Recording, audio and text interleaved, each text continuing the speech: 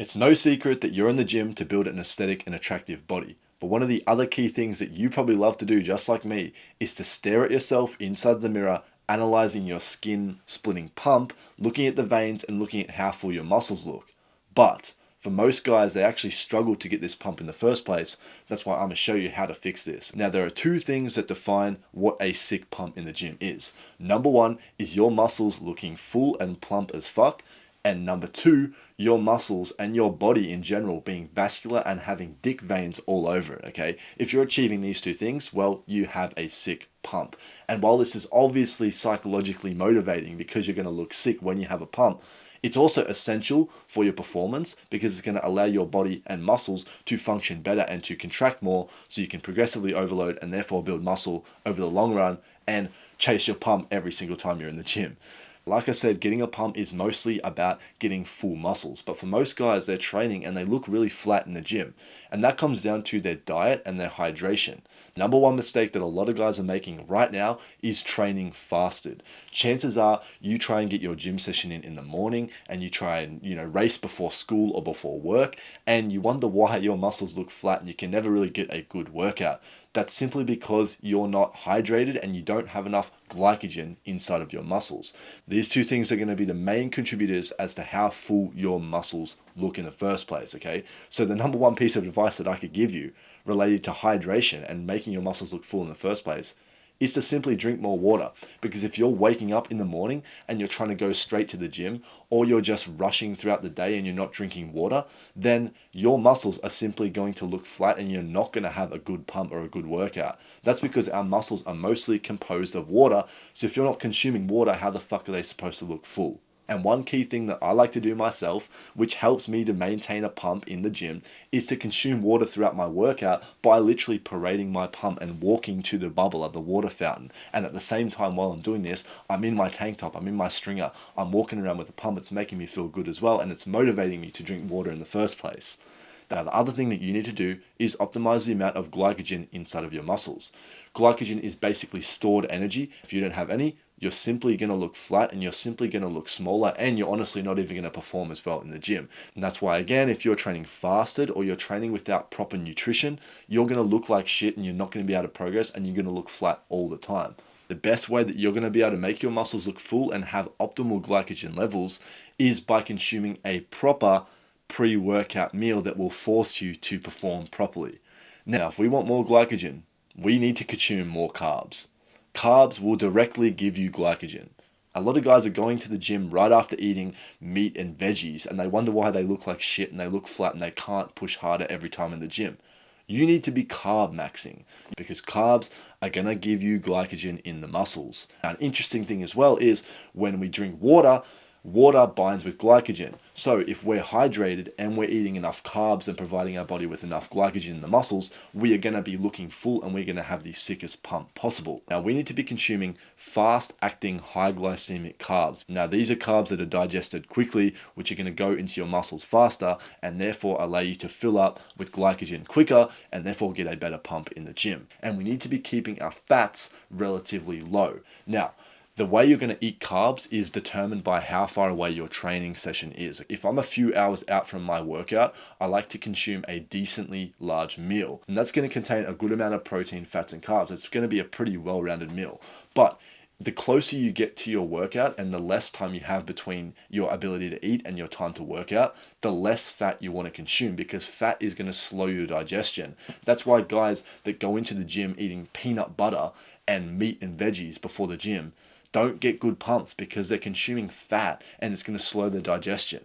So what you need to be doing instead is optimizing for carbs. The closer you are to your workouts, the less fat you want to be consuming and the more carbs. So one sample thing I like to do is about half an hour before the gym, I will literally just take down rice cakes, banana, and honey. That's going to contain like 100 grams of fast acting carbs that are going to go straight into my fucking muscles and fuel my performance.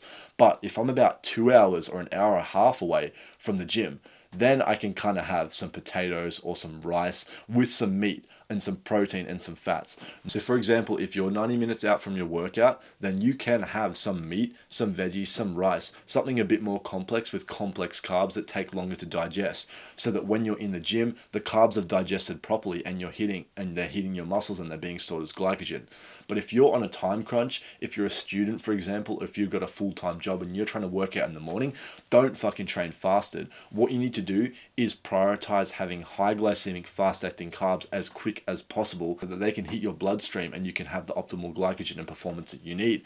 And that's through things like rice cakes, honey, lollies even, juice, fruits, things that are going to hit your muscles quick, and things that have no fat and even no protein in them. And if you want a full in-depth guide on how to actually do this and how to structure this for yourself properly and to build the attractive physique and get the results that you want in the real world, check the link below. It's my community. I've made hours of video modules and hours of helpful tools inside which you can use to achieve this end goal. But aside from carb maxing, we also need to be understanding that we need electrolytes to be properly hydrated and to be properly fueled, because electrolytes are going to be the reason why our muscles are able to contract in the first place. There are 4 key electrolytes that we need to consider when we're trying to get a good pump and when we're trying to optimize performance, okay? Sodium, potassium, magnesium, and calcium. Part 2 of getting a sick pump in the gym is all about blood flow. When we're trying to achieve blood flow, we are trying to optimize for one thing, and it's a process in our body called vasodilation. What this basically means is our blood vessels are widening and they are dilating, which is going to allow for more blood to enter the muscles and to enter every structure, every cell in our body, which is going to result in obviously more blood flow to the muscles, which is going to allow them to look bigger and get more pumped because they simply have more oxygen, more blood. But also, you're going to get dick veins, cock veins all over your arms and all over your fucking shoulders, and you're going to look aesthetic. How do we actually improve vasodilation? We're going to do this by stimulating our body to produce more nitric oxide, because it's nitric oxide that's going to signal for vasodilation to occur and therefore give us a better pump. Now, so before even going into any scientific or complex explanation of how to improve vasodilation and blood flow in general, you need to just be healthy. The number one way you're going to improve your blood flow is by being healthy, is by increasing your cardio, is by having your heart rate and a heart that actually fucking functions properly. Do cardio, go for some runs, do walking regularly, do a sport, actually improve your life outside of the gym and live a healthy, active outdoor lifestyle. But if we want to go the extra mile and increase the amount of nitric oxide we produce in our body, then we're going to do this by consuming more citrulline in our diet. That's because it is a direct precursor to nitric oxide and to vasodilation. How do we increase our citrulline consumption? Now, one key way is to drink watermelon juice because it's very high in citrulline and it's going to allow you to get a better pump and better blood flow. But also, a lot of supplements nowadays contain citrulline as well, which you can take orally, and it's going to provide the correct amount, which is about 3 to 8 grams that you need to actually synthesize and produce more nitric oxide and therefore get vasodilation. Now, aside from doing this the natural, food-based and supplement-based way, I'm not a doctor or anything, and I've simply just read about it, and I'm not telling you to do anything.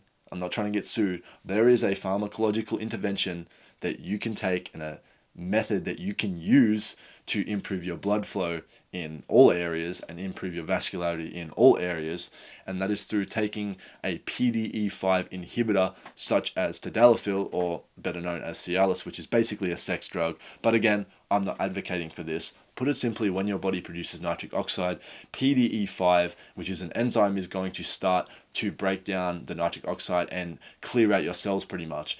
And what Cialis, what tadalafil does is it is a PDE5 inhibitor, so it basically blocks that. So what it allows you to do is to maintain the pump and overall get a better pump in the first place. But that's just a way that you can put the cherry on top when you're trying to actually achieve and maintain a sick pump. But if you want to keep it natty, improve the amount of citrulline in your diet, live a healthy lifestyle, and one other thing that I'd recommend is to actually warm up before the gym. I've found that when I walk to the gym or when I do light exercise before the gym and get my blood flowing, well, I simply get my blood flowing and I have a better pump. As well, in the gym, try and do some warm-up sets. Don't jump straight into the hardest set possible, not only to prevent injury, but also because you need to have blood flow in your muscles in the first place and actually warm them up and start the nitric oxide production and, release inside of your muscles. That's why a lot of guys a lot of these aesthetic guys on the internet, they go into the gym with a big ass hoodie, they become really hot, really warm, and they do a bunch of warm up sets to get blood flowing. Then that's when they take off their pump, and then that's when they literally fucking cream at themselves in the mirror because they have a sick pump and they're vascular and they're full. I hope this has helped you understand how to get a sick pump and how to actually optimize your performance. If you want the full roadmap, the full blueprint on how to actually do this and what exercises to actually do when you have this sick pump and this sick performance, then check the link in the description. It's the no BS way on how you can build the attractive physique and actually get the results in the real world that you want in the first place. But with that being said, remember that progress is purpose, and I'll see you in the next one. Peace.